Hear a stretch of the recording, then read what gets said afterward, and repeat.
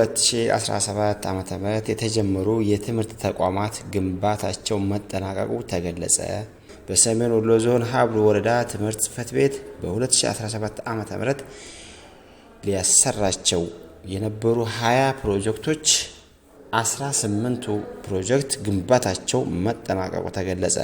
የሀብሩ ወረዳ ትምህርት ጽሕፈት ቤት ኃላፊ አቶ መንገሻ ደረጀ እንደገለጹት በወረዳው በ2017 ዓ.ም የተጀመሩ 15 ብሎክ የመማሪያ ክፍሎች፣ 14 የተማሪዎች መጸዳጃ ክፍሎች፣ 5 የሴቶች የንጽህና መጠበቂያ ክፍሎችና 1 የተማሪዎች የንጹህ ውሃ መጠጥ አገልግሎት የሚሰጡ ግንባታዎች መጠናቀቃቸውን ገልጸው 2 ፕሮጀክቶች በመሰራት ላይ እንደሆኑ ጠቁመዋል።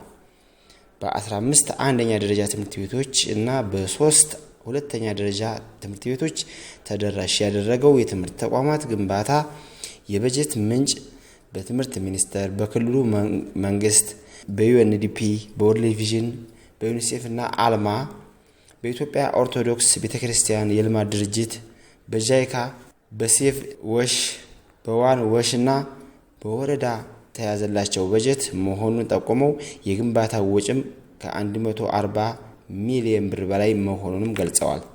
እንደ አቶ መንገሻ ገለጻም የቆዩ የትምህርት ቤት ግንባታዎች በመፈራረሳቸው ለመማር ማስተማሩ ምቹ ስላልሆኑ አሁን የተገነቡት የመማሪያ ክፍሎች፣ የመጸዳጃ ክፍሎችና የሴቶች የንጽህና መጠበቂያ ክላሶች ስታንዳርዳቸውን የጠበቁ በባለሙያ ክትትል የተገነቡ ሲሆኑ በትምህርቱ ዘርፍ ውጤታማ ስራ እየተሰራ መሆኑን ገልጸዋል።